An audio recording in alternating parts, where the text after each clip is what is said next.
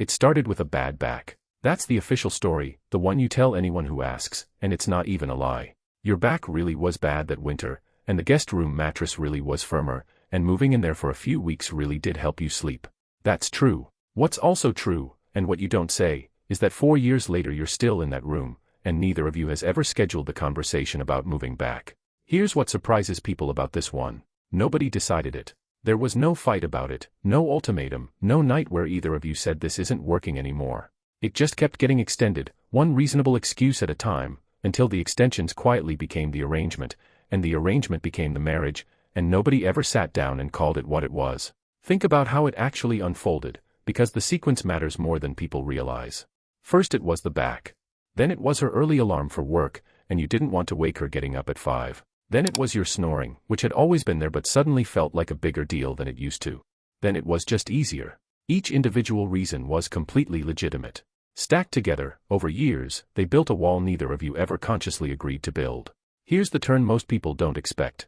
This isn't a story about two people who stopped wanting to sleep next to each other because they stopped loving one another. Most nights, if you asked either of you directly, you'd say you miss it, actually. That's the uncomfortable part. You're not avoiding her.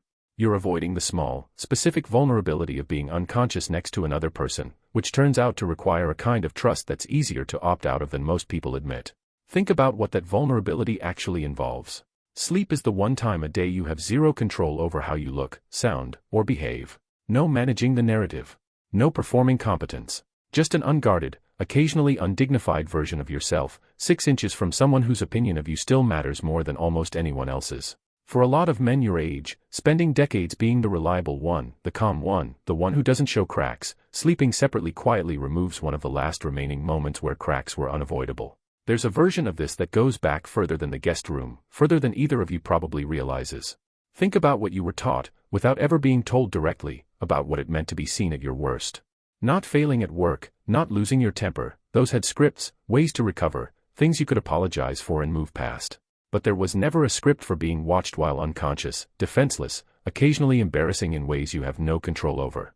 Nobody ever taught you how to be okay with that, because for most of your life, the opportunity to opt out of it simply hadn't presented itself yet. The guest room gave you that opt-out for the first time in 30 years, and something in you took it without ever consciously deciding to. Here's where the story turns again, because the reasons you tell yourselves and the reason underneath rarely match. You say it's about sleep quality. And it is, partly. But somewhere in the last stretch of years, being seen at your least composed, snoring, tossing, mumbling something incoherent at 3 in the morning, started to feel like one exposure too many, on top of a marriage that's already asking you to be composed all day. The separate room isn't really about rest. It's about the one place left where you get to stop performing entirely, including performing for her. A lot of couples in this exact position will tell you, if you push past the polite version, that the arrangement genuinely helps some things. Better sleep. Fewer minor irritations. Neither of you snapping at each other over lost hours the next morning. That part isn't a lie either, and it's exactly what makes this so hard to untangle, because the thing that's quietly costing you something is also, in the short term, making daily life measurably easier. It's rare for a slow erosion to come wrapped in this many genuine short-term benefits. Here's the twist inside the twist, the part that catches a lot of couples off guard when they actually look at it straight on. The bedroom used to be one of the only rooms in the house with no agenda attached to it.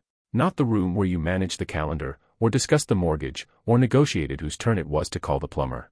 Just a room where you ended up next to each other by default, with no task attached, and whatever happened there, a conversation, a silence, anything else, happened because you were simply present, not because either of you scheduled it.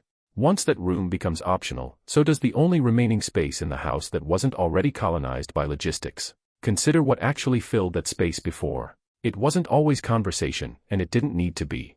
Sometimes it was just the sound of someone else breathing in the dark, the small adjustment of a body turning over, a hand landing on your arm without either of you fully waking up. None of that required effort or scheduling. It happened simply because two people were still choosing, every single night, to end up in the same physical space by default. That kind of low-effort, wordless closeness is easy to underestimate precisely because it never asked anything of you. Once it's gone, there's no obvious replacement, because nothing else in a full, busy life happens by accident anymore. Here's a specific moment worth sitting with, because it's the one a lot of couples eventually notice and don't know what to do with. You're lying in the guest room one night, and you hear her moving around down the hall, and some old instinct flickers, the urge to just go check on her, or crawl in next to her for no particular reason. And then a second thought arrives right behind it. It's been so long since you did that, it would probably feel strange to both of you now, more like an intrusion than a comfort. That second thought is the real turning point of this whole story, quieter than any of the others, and far more telling. The door didn't just close. It started to feel odd to open. Here's a layer almost nobody says out loud about this. Some men privately worry that bringing it up at all will sound like an accusation, like you're implying she's been avoiding you, when really you're the one who first drifted into the other room and never drifted back. So you stay quiet about it in both directions, each of you assuming the other one is comfortable with the arrangement, neither one wanting to be the person who names the elephant and finds out the other person actually preferred it this way all along. There's a further wrinkle in this that rarely gets acknowledged. Even if you did bring it up, you're not entirely sure what you'd be asking for. Not necessarily to move back permanently. The mattress, the schedule, the years of habit all argue against a full reversal. What you actually want is harder to name than that. Something closer to being asked, occasionally, without it being a whole production. A night here and there that isn't a negotiation, just an instinct followed the way it used to be followed, before either of you started treating the shared bedroom as a special occasion instead of a default. Here's where the stakes actually rise, because this isn't just about a bedroom anymore. A specific fear starts showing up for a lot of men in this position, one they rarely say out loud even to themselves. If the two of you can go this long without ever discussing something this basic, what does that say about your ability to discuss anything harder? A health scare, a financial shock, the actual hard conversations still ahead of you in the years left.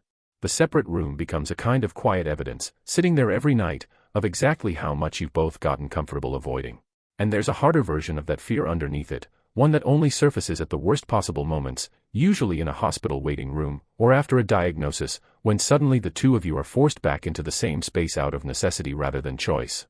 That's when a lot of couples discover just how much distance had quietly accumulated in the years the guest room was doing its quiet work. Not because the marriage was secretly failing. Because a habit of small, reasonable avoidances had compounded into something neither of them ever meant to build, and a crisis is an unfair place to first notice it. Here's the honest turning point, the one worth sitting with the longest. The real risk was never the separate room itself. Plenty of long, genuinely close marriages sleep apart and are completely fine, because the couple actively chose it, talked about it, and revisited it on purpose now and then. The real risk is a decision that was never actually made, quietly hardening into a permanent structure nobody agreed to, in a house where the two people living in it have stopped checking in on whether the current arrangement still reflects what either of them actually wants.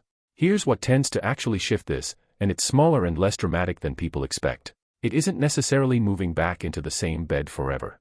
It's a single, slightly awkward sentence, something like, "Hey, I've been thinking about the 2 rooms thing, are we good with this, or did we just never talk about it?" That sentence risks an answer you might not want to hear. It also risks discovering the far more likely truth, which is that she's been wondering the exact same thing, waiting just as long as you have for someone to say it first. There's a further complication worth being honest about. Even after that sentence gets said, going back isn't always simple. Years of separate sleep change habits in ways that take real effort to undo, different schedules, different temperature preferences, a body that's genuinely gotten used to more space. The goal isn't necessarily reversing every practical accommodation you've built. It's making sure the current arrangement is something you're actually choosing together, out loud, instead of something you both drifted into and stopped questioning. There's one more thing worth naming, and it might be the most important part.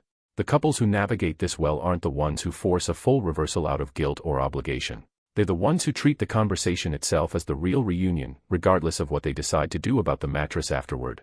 Saying the honest sentence out loud, hearing the honest answer, and choosing the current setup deliberately instead of by default, that's the part that actually closes the distance. The bedroom arrangement is almost beside the point once the silence around it finally breaks. There's a version of this story that plays out slightly differently in almost every house that goes through it, but the shape stays the same. A small, legitimate reason opens the door. Time and comfort keep it open longer than intended. And somewhere in the quiet middle of all that, two people who genuinely still care about each other lose track of a closeness that used to require no effort at all, simply because nobody ever stopped to check whether the reasonable excuse from 4 years ago still applies today. It usually doesn't. It's just never been questioned. The uncomfortable truth underneath all of this is that a closed bedroom door can look identical whether it represents a healthy boundary two people chose on purpose, or a slow drift neither of them noticed happening. Only the two of you know which one you're actually living in, and the only way to find out is the conversation you've both been quietly avoiding for longer than either of you wants to admit.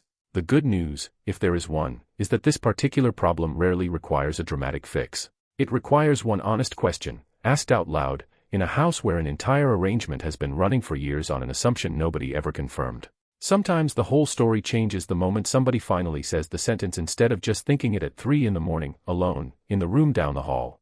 I'm Gray. And this is the Quiet Sixties, where we talk about the things men in their 60s actually think about, but rarely say out loud. If this sounded like your house, leave a comment below. And if you're new here, subscribe. There's more of this coming.